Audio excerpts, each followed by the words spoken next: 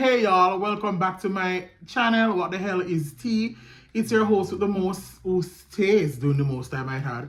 Jay, if you're new, welcome. There's snacks somewhere. Come on in the room, girl, have a seat. We're going to be spilling the beans on my faith journey, what it's like growing up in a revival church. Make sure I ask, I'm going to ask the questions then because, yeah. So let's spill the tea.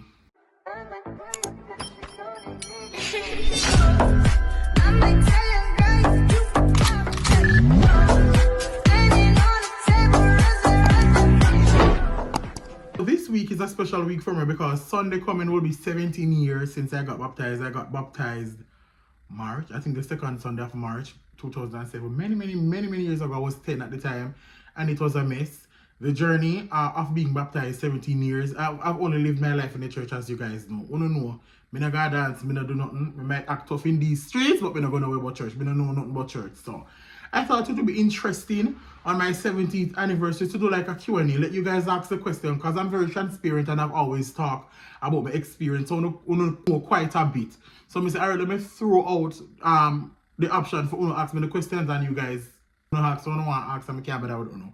So let's jump straight into the questions. Like you need me to, imperfect fire.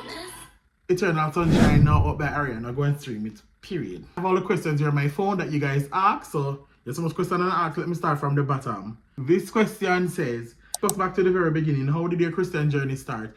Now, I've been born and raised in the church, and not to be St. Mary standing over there, born and raised in the church. My entire family is faith-based, so I don't know anything else about, nothing else but church. Mother, pastor, stepfather, bishop for several churches, grandmother, stuff like that. So these are the people who really influenced me if you want a life in Christianity and in revival. Because at the end of the day, I never know initially why I was baptized, but with time, I eventually find my purpose as to why and eventually know God for myself. But initially when I started, I just want to do it because I know that it was the right thing to do at the time and stuff. One heap of drama, my stepfather never believed I could do it, but I'm here 17 years later and sitting ups and down, but we're still there. Not perfect, but we're still there. But my stepfather never want me to do it, but me eventually forced and it happened. So there's that. For some of the people who influence your faith journey, as I said, my mother and my grandmother especially, those two women of God were like everything. My grandmother used to work in church like nobody's business. When me tell her, say, me no know. When me tell her, say, she was just such a wonderful woman. Where it comes on to church, she never play about her church. My mother too. When it comes on to church, those two people in my life, their dedication to church is top tier. Me not see nobody we can touch them in terms of dedication. These people were like, they just live, sleep, breathe church. Everything was just about church and serving God for them. It was just everything. What was your baptism like? My baptism wasn't anything special because, as I stated in the first question, my stepfather didn't believe that I was ready because then the time there, when me at 10, you think I know me, I cuss people back then, me a juggle by your yai ball. And he thought that I wasn't ready to get baptized and stuff. And baptism are go on and I hijack people baptism. You know, like when time baptism are go on and they say, is there one more? And I just grab the lady and in the water and I say it's happening today. I'm happy that it did because if it never happened back then, I don't think it would have ever happened again. Knowing what me know now. Because we were young and naive back then, so I never really know. And my mother now did a good job of sheltering me from all of the revival mess until I become old enough to like travel to other churches and understand a lot of things to myself. So she did a very good job. So I don't regret walking in the water that morning, even though it wasn't my baptism. I hijacked the people in baptism and make it all about me. Well, yeah, I don't know, so that's me anyway, so there's that. Where were you baptized? Popular to country, I believe I wasn't baptized at my mom's church. I was baptized at their headquarters at the time. I'm happy to be baptized, but I just sorry to be never baptized. I remember that church. I baptized at Freedom Church and take writers and fellowship. I remember that church, but when we saw the whole experience was down at my mother church. However, me no sorry. Say me got baptized, me just sorry about the location. Horrible people. Do you think one day you would want to take over your mother's legacy? My mother's legacy is her. I am not my mother's legacy. Me always hear people say this and stuff, you know, when you have a parent or whoever pastor and they say, you're going to take over your mother's legacy or whatever. My mother's legacy is hers. My legacy is me. Marvin legacy is him, Chantal legacy is hers. The thing, the blood, sweat, and tears that my mother poured into ministry and how good and kind she was, I will never be that person. Never be that person. We can't touch the years of work, the years of sacrifice that she poured in. Her legacy is hers, unfortunately. And what I can do as her son is let you guys remember who she was. But at the end of the day, I have my own life to live. I have my own perspective and my own views on life and on the ministry and stuff like that. So my legacy is my legacy. Her legacy is her legacy. However, it's going to be somehow intertwined because she was my mother. But at the end of the day, Angela legacy, full legacy. And it got somehow intertwined with one. I'm going to forever remind you of how dope my mom was. But her legacy was really her legacy. And that cannot be touched by nobody at all. Husband, kids, friend, family member, nobody. Her legacy is her legacy. Next question. What finally made you decide to get baptized, or what was your biggest challenge since being baptized? What made me get baptized, as me say, was, the influences around me. I knew that it was the right thing to do, so me did end up doing it, and then over time I eventually found my purpose to why I really wanted to stay in church and to serve the Lord. One of my biggest struggles was, especially in a revival church, because we can't talk about my experience, we can't talk about nowhere else and stuff, is that struggling to do the right thing. Because if as a young people you're trying to do the right thing, but everybody and their mama know what they in the long book of life, and they know who I got ever, and they know who I got hell, and they know who I live life. So you in your own little lane, what try to be right with you and God, you have 10,000 somebody around you tell us you do something wrong, and each time you try to listen to what somebody say, does somebody are wrong, you don't know which direction to go. So that is why it's very important that you only listen to the voice in your head and do what is right for you. If you even a sin and you fall short of the glory of God, you and God will work it out. Don't listen to the pastor and listen to none of these people, because at the end of the day, them are chastised about them are do the same things them behind the scenes, or they're doing even worse, but them are give you hell as a young individual in a church. And that was something that I struggle with, because everybody and their mama have something to say on how you choose to live your life, or how you act, or what you wear or stuff. And at the end of the day, literal crickets, God come now and them a head God hell headway. So do what you have to do for you, and you and God will work it out. That's my biggest advice. Not a question, but I could never support a revival church. The thing is, on the time, man, walk over on neighbor picnic, plot and kill people. And then it's so funny that you draw the line at attending a revival church, but you know evil, you know wickeder than death. But you draw the line at attending a revival church when you don't like time and you don't love hold on people picnic. You don't walk and plot and analyze people. But revival church, where we actually serve God, because nobody not obey nobody. At this time, you draw the line.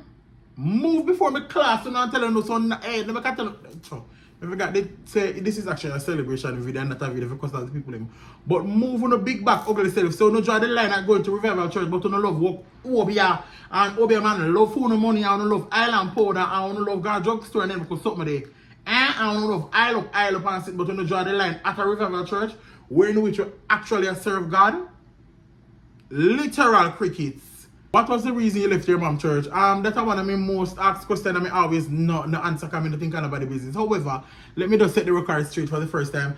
I left my mom's church because me and my stepfather couldn't see eye to eye. And the thing is, even though he was a good leader and stuff like that, sometimes certain things were personal in my eyes, because me and him live under one roof. Him and my stepfather first, and then him and my bishop after. So certain things sometimes when he say or when he do, it's always shady to me. And then you see the thing me always promise myself, say, because me and him used to put it down. Put it down, my love, and me used to give him the business. And I promise myself, say, me not go cuss him. Not out of respect, because respect don't live in this house, because I go cuss you if you do me wrong. My mother loved him so much, and every time I cuss him, he always hurt my mother. I mean, I want to affect the relationship with my mother have. So if my mother love him, it's good for me too. So I say, you know what, let me go somewhere else go worship. So that's me and him not have a cross path, and me and him not have no problem. So it wasn't any beef with my mother church, it wasn't any beef with my mom. It was just that we just couldn't see eye to eye with him. Worse when we live under the same house. It's just, you get what I say, like we just couldn't see eye to eye, and we just couldn't bother already more while, so we just go somewhere else go worship. There's no story here, there's no beef, there's no tea. This is just the truth. Another question I want to like to ask me. I love ask me about people say, anyways, I'm not one to shy away from the tea. I want to ask, say, you're not at EHOP again, haven't seen you in years. That's Effectual House of Praise. The church I went after I left my mother's church. No, the thing with that is, I gradually stopped attending Effectual House of Praise. And there's no story there. There's no that. That's just another stop on the destination of life. The thing is, when I started here, not a lot of people were happy to see me because there were a lot of questions as to why are you here, this, that, and the devil knows it, which I quickly shut down. I was just there to worship. That is it. God church, which I do. God church, worship, go back home. You have people that they will forever be a part of my life. Favor, these are people that I love, like the leader. I love the leader so much. And 1 or 2 people around the place where really show me love from me, step on the scene and really show me love and stuff. Others when me really pour into and say them are my friend, when my mother they show me under the bus. I don't know if me ever talk about this publicly, but I was thrown as far as I can under the bus and they talk about things about me, and that's fine. I was in an era so dark and I was so hurting in my life. Me never have the energy in me for like retaliate or clap back. I don't like I know, because if a girl call me name now, death. Dead or baby, me not ask. But back then, me just never have the little energy where God gave me to try and survive. When my mother did that, me I go through so much stress. We could stop to go argue with evil church people. Where expect when a lot of young people link up and nothing good can come from this, so especially when So there's that. It's just that it was just time for me to go, time for me to move on. Sorry, say me have to move on so quickly, but me as a person like this, me can't do the hypocrite business. I can't play the hypocrite like what I want to play. I can't go come to church and put on my fineries and left and set me or come all the way St. Thomas and me. No! Say, you chat and class me and then me go come here, you go want me come in your yard or you go want me and you to be friend. I can't do it. And if I come to Jamaica tomorrow now, I still give the side I like, because I still remember what you say. I can't do it. I cannot do it. And when I go to church, I go to church with a free conscience so I can get my blessing and go back to my yard. I can't go to church and come back worse than home I go. So you know what I do? I stay in my yard, and then I was in the process of migrating too. So and look at money we did have to buy me local grocery and stuff. I can't take care of church and the money. So there's that. Hey, who inspires your church fashion? Nobody inspires my church fashion. What I do is I go on Pinterest and I find runway designs and then I tweak it and I make it appropriate for church, because I know everything appropriate for church. I make it church appropriate and I also add a splash of me. Every time I design my clothes, I go to my cousin. Sometimes all 5 different clothes. I pull elements from my cousin and put it in a one shirt, one entire suit, and then I make that tanga church. You get what I say? So nobody really inspire me fashion, because let's be real, Revival don't really have no fashion inspiration. Yeah, you have 1 or 2 people who know if you tie their head and then we put on their clothes and stuff, but a real fashionista can't dress outside a church, in a church, and for every function. And I not see one somebody who can point and say, so the person there is a fashion killer. Expeditiously no. Yeah. You have people in the Revival who know if you put on their clothes and they look nice, but is he or she a fashion girl? That's a stretch. I don't see one fashion girl or boy in a Revival. Everybody look good, yes, because things cheap now, everybody can put on clothes, but fashion, knowing the knowledge of fashion and know how to put stuff together, no. Me no see it. Sorry. If not your mom's church, which other Revival church would you attend? I would attend my eyeballs in my bed. I don't see another church that I would attend outside of my mother church right now, because I don't think this is biased, but I've been to time. Oh, I don't know. I literally still like somebody walk up the step. You try many time. This is not the house for it. Anyways, I have literally been to several churches and be close with several members from other churches, and the vibe when they give me, it's just like church is a business to them. My mother church, I don't know if I saw true, so I grew up, so I have a bias, but my mother church is like a family. You get to me, I say everybody have one another number.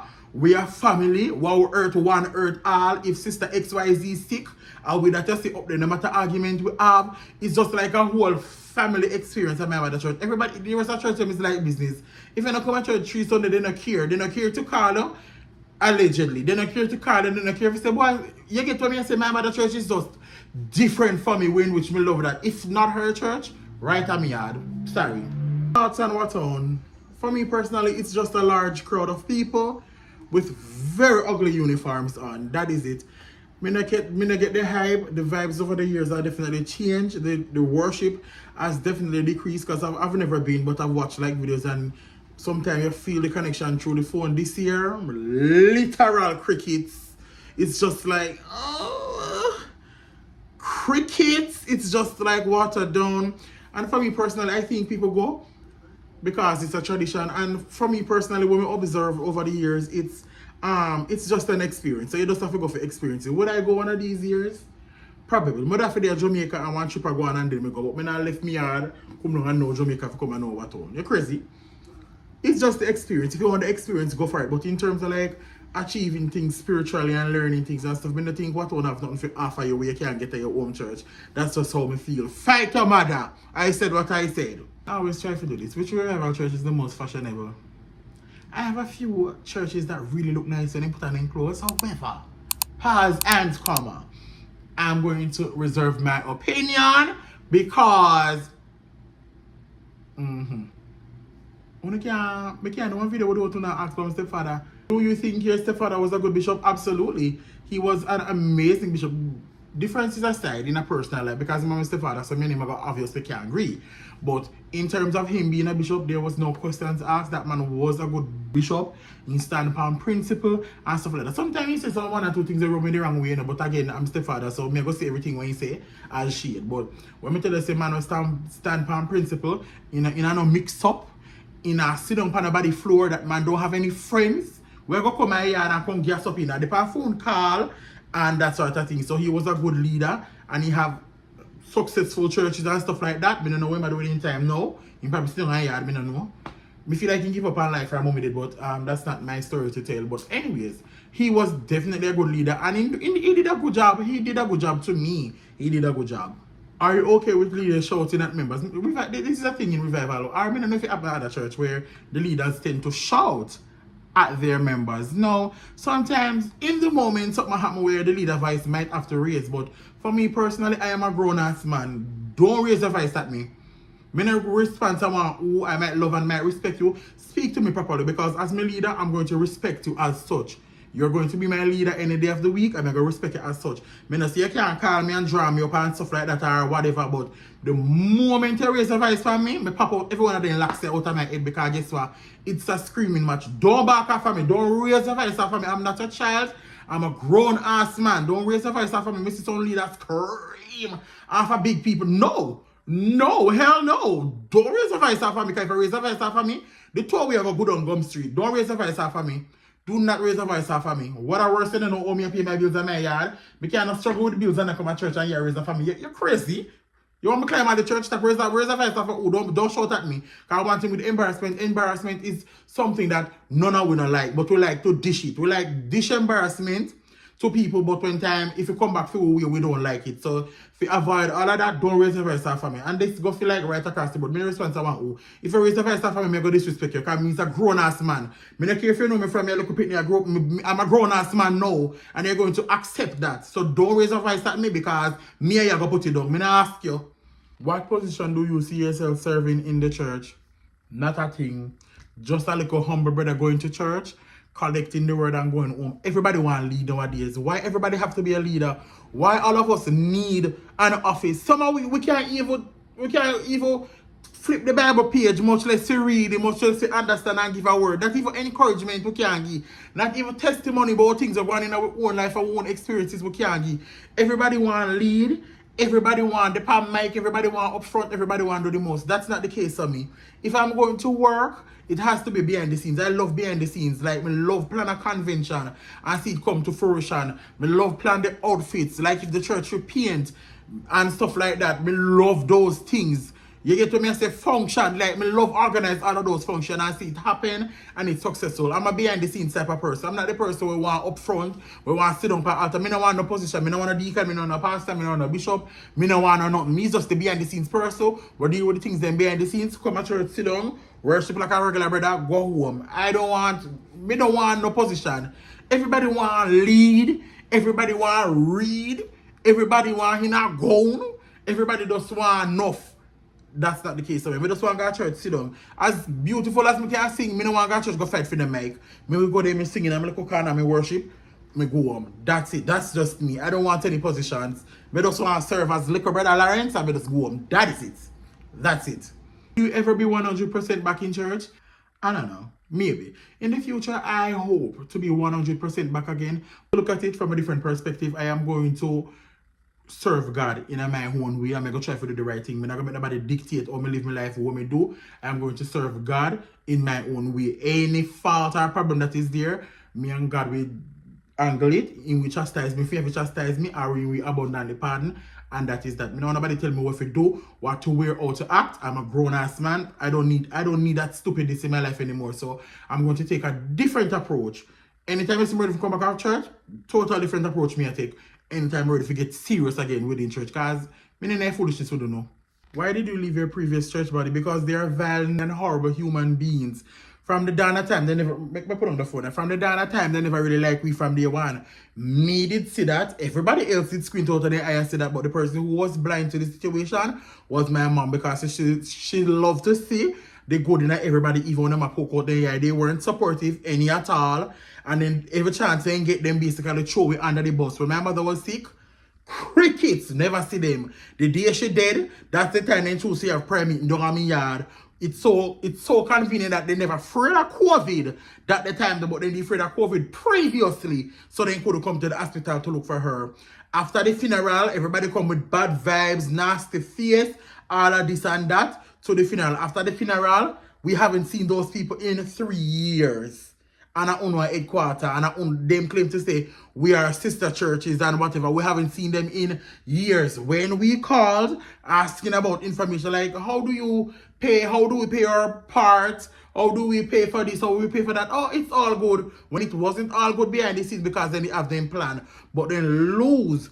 But me glad say we move away from them, and then stay with their sinking ship. Horrible individuals, horrible people, horrible. The whole of them up there, horrible.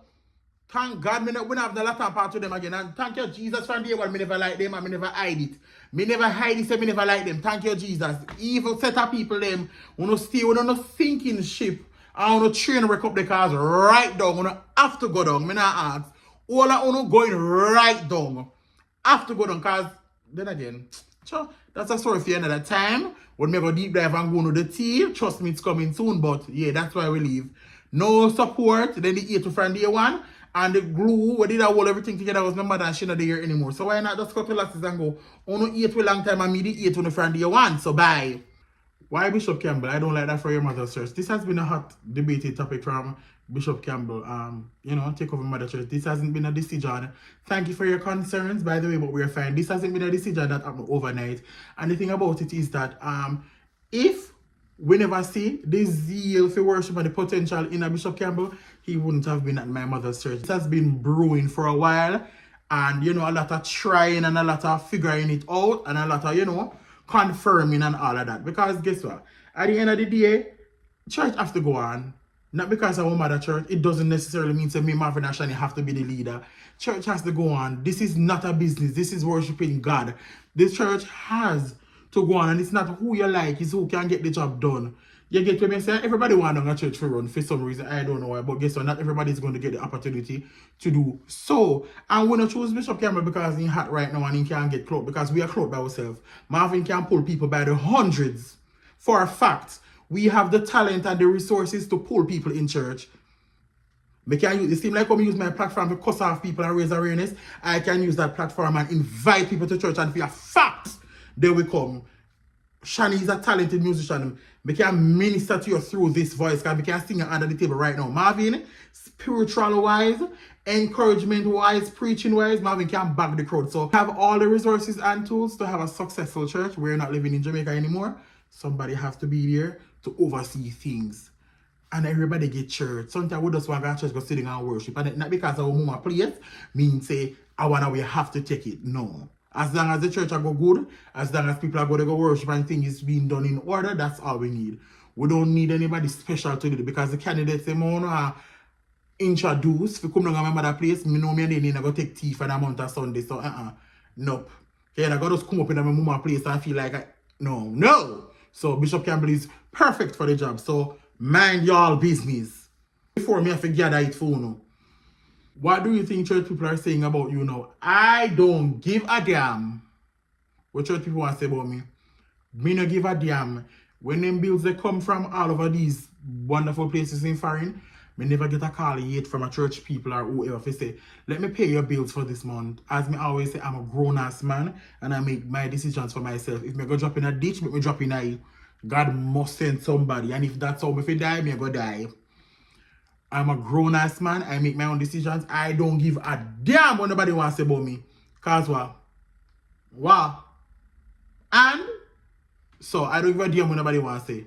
Would you collaborate musically with other revival youths expeditiously? No. Me not really good with revival people, and the youth them even rather worse. Me not really good. So first of all, no. I mean I see the revival youths now with me with a personally collab musically with, cause everybody, there's no originality when it comes on to revival music and some of these young people, because everybody want to do something with happened before. There's no authentic singers anymore. Everybody just want and blow note and just draw out the hymn them. You hardly see authentic singers just stay true to themselves, like myself, Marvin, Najee. Those people were really authentic when they sing. They don't have to put on a facade. Me not have to draw out my voice. Me not have to do the most, because I can sing in a real life. You get me? I say, so I don't see nobody musically, youth-wise, when me would say, yeah, would collaborate with Pada Music. You get what me? I say, like, I don't know. Favorite church memories. No, the favorite church memories definitely at my mother church is definitely like tarrying.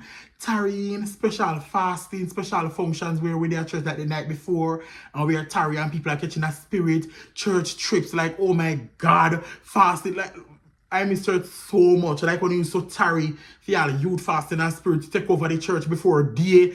There's something that me miss. Like me just miss when you have big function and table are set and sing, everybody are singing, everybody are work on the church seal, and the environment just full of love. Like I miss those things. Like, oh, I can't wait to go back to doing all of those. How did you learn to turban your head? No, some people born with it, like Marvin. I didn't born with it, because I start wearing turban in my teens-ish, because growing up and stuff like that, so they kind of have a problem with everything. Anytime they say in a turban, they have a problem. They want you come off it. Like, they were a bundle of mess. That is why they're literally in a shambles now. But that's a story for another time. I watched YouTube videos, watch all the African people inside their head, and then me personalize it to my style. So me them here, if you don't me to cut my biggest turban name, I'm sitting on me tie different turbans with different textures, with different lengths, so till it eventually come apart of me. Like, I haven't, turban my head in a years, in a couple years well. So me know me still can do it, because it embedded in me now. But practice. Some people born with the natural gift, some people have to practice, like me say. So practice, personalize it to your style, and then it will eventually come normal. Which revival leader inspires you? Not one. Me not say none of them will inspire me. Sorry, no shade to y'all, but no, like, like, me not see none of them. I do not know when no one me can say, oh my God, don't want to inspire me to do this or do that. I'll reserve my opinion on account of how me no want to ruffle any feathers, but me no see nobody way really inspire me leader-wise in a revival. Like, everybody cool, them a do their thing, good for uno, but like, to inspire me, a young youth coming up, expeditiously now. So that's when people say revival mashup. Revival and mashup, it's just that revival just take a turn and remember, back in the day, this and back in the day, that shut the hell up. Back in the day, plant the seeds for the fruit where happening now. Because the thing where happening now in a revival is that all of the disgrace and all of the things that were happening now publicly in revival, it used to happen back in the day, but we used to sweep it under the rug. So let me talk about it. We used to sweep it under the rug. The only difference is that me see where change versus back in the day when my mother didn't talk about, because obviously I'm young, is the worship. I think the worship different because people didn't really want church back in the day, and the worship was more serious. That's the only thing. But in terms of the scandals, the type of people, the this and that, it all happened back in the day, but it was swept under the rug. That is why I say, you see the seed on the plant back in the day, it is the fruit we want to reap right now. So every time I go revival mashup, well, if revival mashup, now we mash up a long time. So bye. How did you go about handling church hurt? And was it expected? Did you wish you did anything different? Church hurt did expect it, because when your mother or the pastor for your church where only hate for no reason, and then when you have a stepfather we have several successful churches, of course I just got to pay you, because everything them are gonna expect you for you do, and me as a person like this that don't know me do my own thing. I don't stick to the norms, I do what makes me happy at the end of the day. So of course we expect people can always attack things, and me is the type who don't give a frick then, and me don't give a frick now. And how me handle it? I handled it by moving away. That is why me out now. This is me actively dealing with church hurt, because it's like, and the people in where it's not just church hurt, it's like a form of betrayal, because these people are we born and grow with. auntie so and so, uncle so and so, miss so and so when born and growed. So when them are gonna be the one to push the knife in a back and ring it, it kind of just take me aback. Like me know say them vicious and evil, but me just never expect it. Especially in a time when me did need it to be lifted up. When me dip on the ground, shattered in a pieces when my mother dead, instead of them lift me up, they step and crush me out, my love. So that is why I decided to step away. Because I'm not going to make church kill me. I'm not going to make true the sake of dying in church and blah, blah, blah kill me. So I step away, finding myself outside of church, learning to unlearn certain behaviors and certain traits, because on everything we do, you learn at church, you have to keep. You have to unlearn, you have to add where you need to add, you have to fix where you need to fix. For you personally, you have to get a relationship with God personally and don't listen to what these people have to say. Because then, like I said, them a bookkeeper and then what come out ever. So you have to do what is right for you, and you and God will handle the rest. So I am actively right now dealing with church hurt. And whenever I come back, trust me, it's going to be a big difference whenever I decide to say, yeah, I go back in the church full time. Because baby, me not have it with no. Me never have it with no at the time. Anytime I decide to say, yes, this is time for me to step back in and do whatever I used to do, I'm not going to be doing it. Nope. And my final question that I'm going to answer, because I have a whole slew of things one want me answer, and I decide to say no, I'm not answer it because I try to have a local drama, and I'm not it to do no. Things they would change about the revival ministry. The thing about it is that we just need love. Revival is beautiful. From the fashion to the music to the worship to everything, it's wonderful. It's just love. We don't have any love. We don't love nobody but ourselves or our own ministries. We need to extend the love to others, and we need to have one another back. It's like when we can come on the internet and them attack bad boy bishop when me not really care for, me can come and say, leave the man or come after the woman. Uno not do that. Uno join in and give these people license to disrespect us. And I just feel like say, if we just have one another back and just love one another like how we love ourselves, it would be so wonderful. Stop sending people to hell. Stop chat people with people who are non-revival, and just stop chat people, period.